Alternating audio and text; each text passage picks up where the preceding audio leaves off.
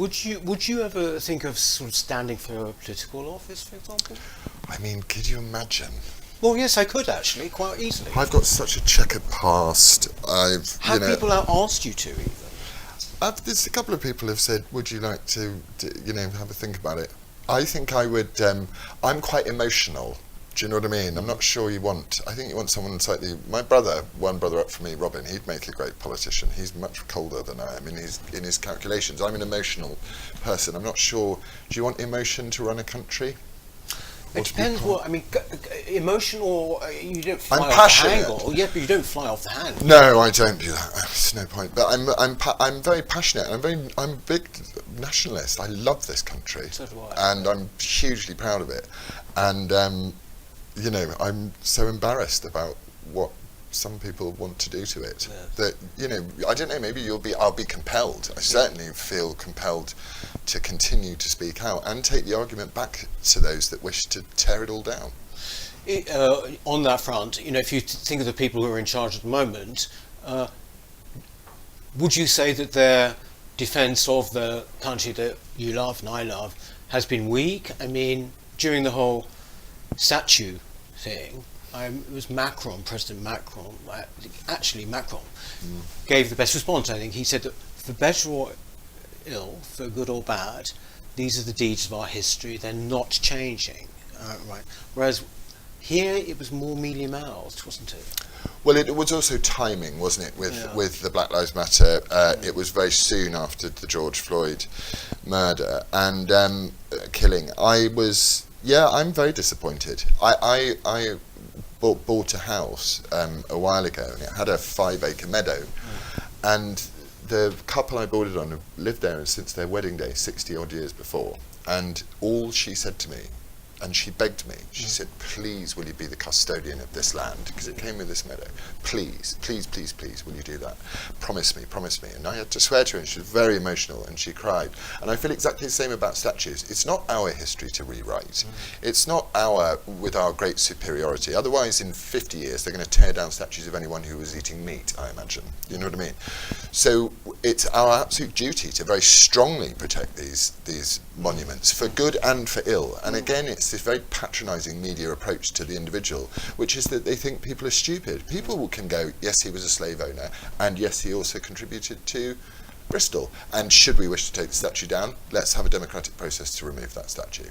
Or let's put up a plaque next to it explaining all the ills this man did, as well as all of the good, so that people can take their children there and say, this man was a slave owner, but he also did this and he did that. You don't walk around tearing down people's statues and spray painting, but it shows emotional fragility. The unifying factor of this little woke Marxist mob is their intellectual and emotional fragility. They're ignorant in their knowledge of history.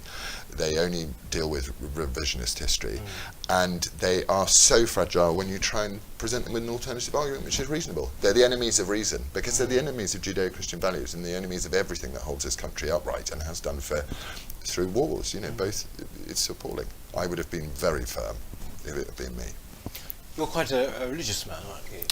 We're becoming more so, yeah. Really? I think so. I mean, where is your hope and your meaning? I really sympathise with young people today, because they are much poorer than the generation before in a lot of ways, and it's difficult to get a house. And I can see why these sort of totalitarian, utopian ideas can appeal to them. Because if you're not going to afford a house, why would you become a socialist? But the message of love, which is just love one another, I find that pretty hard to argue with. And also, if you go through some of the bits of the Bible about how you deal with people that you disagree with, they're very beautifully, they're about how you deal with you. And it is that message of Jordan Peterson's message of personal responsibility, because that gives you dignity. So I do believe in our man upstairs, yeah, and I believe that he's watching. Do you think, since you've been through the mill the past 8 months, has your faith in humanity changed? Do you sort of think, actually, I think now people are, not as good as I maybe once thought they were?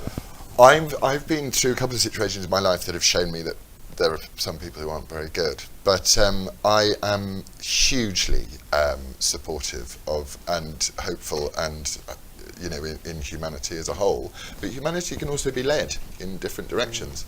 And, which direction do you want to lead humanity in? This navel-gazing, self-loathing hatred, joyless hatred, or do you want to lead us in a message, a much lighter, brighter message? And so we can look back at the past with a balanced view and say, yes, Churchill did some terrible things and there were some horrible deals done with Polish soldiers, and of course, but also this man stood alone, pretty much alone, in defiance of actual fascism. And you guys need to be grateful for that, because the reason why you get to sit here on your little iPhone tweeting about how much you hate Western democracy is because a lot of people bled on European soil so that you could be grateful and acknowledge their contribution to your freedom. Well, Laurence, thank you for that. I couldn't agree more, and I think, as you say, it gets darkest before the dawn. I definitely think we're there. Yeah. Well, look, thank you very much for coming back. Thank you. Actually, lovely to see Laurence again. You might remember last week we actually started a new campaign called Save Our Statues, and been hugely encouraged by the amount of support for it. So please do subscribe to it. SaveOurStatues.org.uk. You can join and show your support, maybe become involved. It's a bit of an ambush here, Laurence, but do you think it's a good idea? Would you sign up to it? Absolutely, I would. Yes. Yeah. Not for political reasons. No. For the reasons of the fact that these monuments are there, and it's not our place to remove them. We are their custodians. Yeah, exactly. Well, there you go. Our first celebrity endorsement. Okay. Thank you very much for watching. Thank you again, Laurence, and see you next week.